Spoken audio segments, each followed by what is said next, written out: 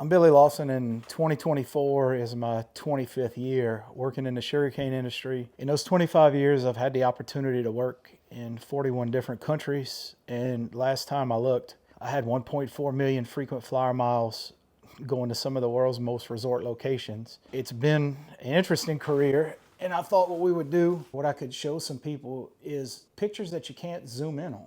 Because today it's too easy for us just to take pictures of everything that we see in our daily lives. And somebody told me, a Case IH guy told me a couple of weeks ago, Billy, you're one of the old guys now. I definitely don't feel like one of the old guys, but I guess I am. And I started to dig through things and look at some of these old pictures that I had and remember what happened and realize that there's a lot of things that we don't know about and we forget that it actually happened. So in 2001, I went to the Cauca River Valley outside of Cali, Colombia to look at sugarcane, and it's pretty interesting. Colombia is really wild, right? So you got cane, I'm almost 6 foot tall, and you see those guys standing on top of the row. Even though all the other countries have pretty much moved to green cane harvest now, Colombia was doing it 23 years ago.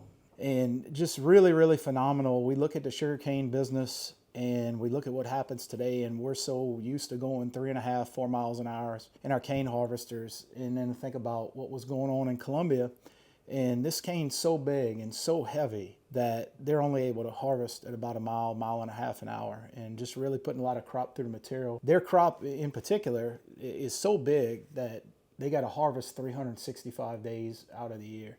And so I can tell you, being a 20-something-year-old guy, going there and being able to work with that, just really, really, really blew me away. And we look at this next thing and just some of the different ways that they hauled the crop. And here's a cat-articulated dump truck and converted it to a sugarcane wagon. I thought that was just one of the most amazing things that I had seen, and that somebody would have to do something like that. And it's just because they got so much cane that they've got to move and have to come up with innovative ways or different ways to do things. And going there and watching things like this, you just see a cat ADT with a sugarcane wagon on the back of it. I thought that was just something that really blew me away. But even more so than that was to watch how they move this stuff in and out of the field. So here's another cat ADT, and it's got the wagon on the back and it's got 5 trailers behind it. And what they do with that is come from the mill empty, unhook the articulated dump truck, fill it up with cane, and then a regular ag tractor hooks onto each individual wagon.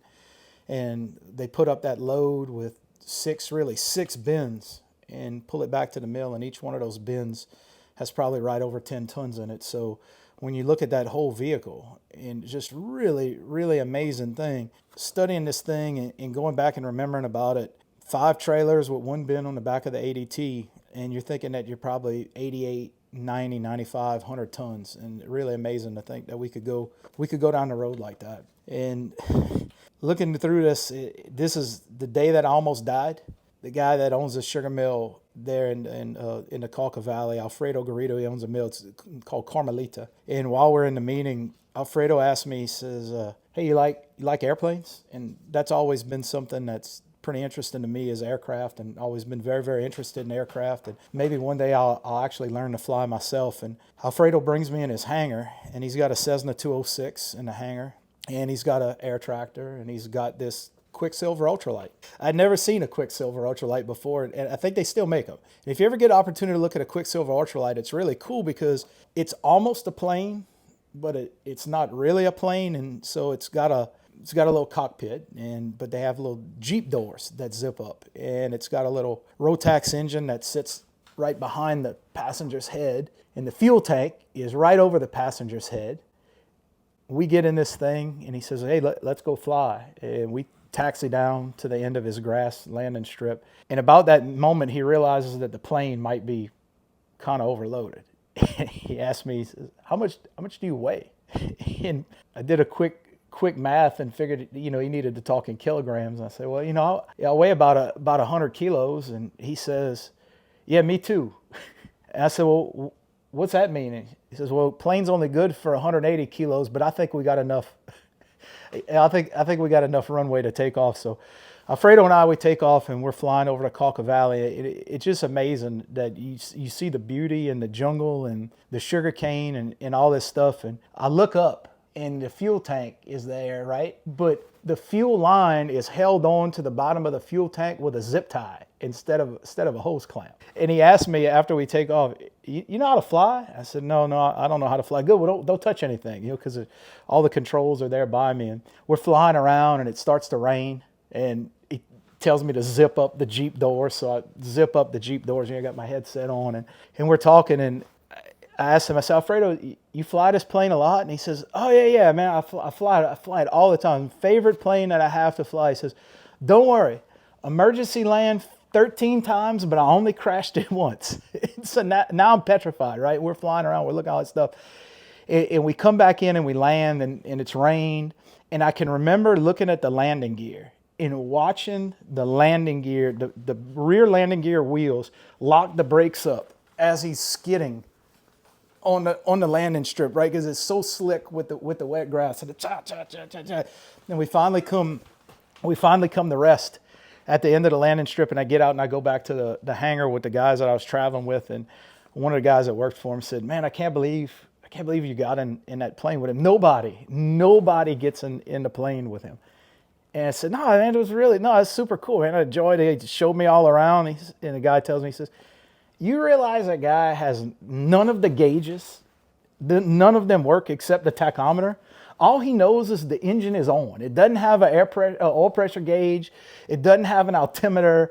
It doesn't have anything." He said, all that guy knows is that the engine is on, and oh, by the way, he can hear it running in the back. He said, "Man, you're crazy, And so anyway, I survived the magic plane ride around the Cauca Valley with Alfredo, and man, you go through and you look at some of this stuff that happens in Colombia, and it still fascinates me to this day, because you'll see things there that probably nobody has ever seen, and maybe people won't ever see again.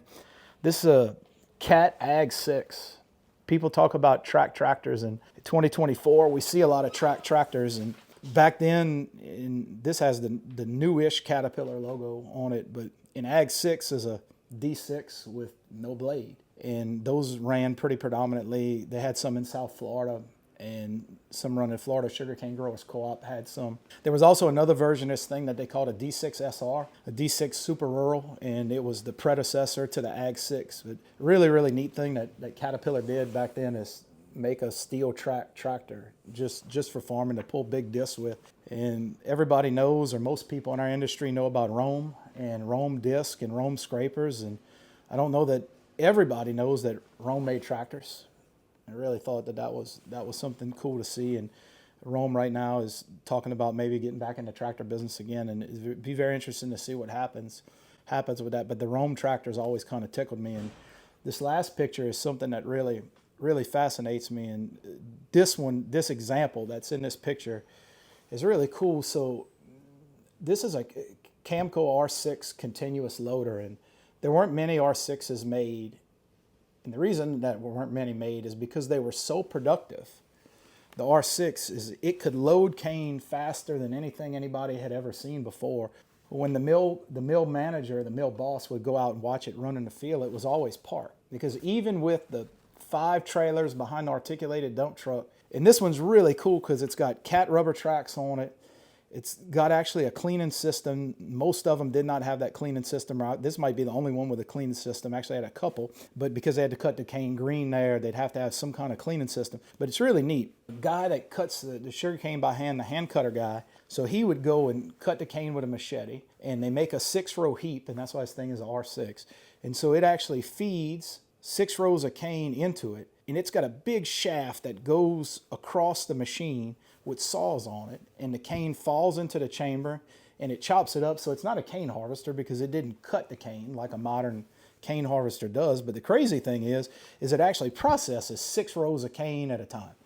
So the cane goes up the carriers, drops down into the saw chamber, chops it up into little billets, and then there was an elevator that came off the side of this thing, and it could continuously load like what we know today into a tractor. But it could load so fast that it put its own self out of a job, because in a lot of these countries they needed the hand labor to go and cut the cane, but nobody had a really, really, really productive way or an efficient way of loading the cane, and that's where the R6 came into the industry. But it was very short lived because, like I said, mills would buy it and they would send all the tractors out just like they would have normally sent the tractor out with the cane loader, and the R6 would get in there and it would load and chop cane just so fast. The machine was always parked, waiting on tractors. So this is the first bit of this little history lesson that we'll talk about. Hopefully we can find some more of these pictures to look at. Some of the stuff is really interesting. Some of it's not really interesting, but might be more funny than anything.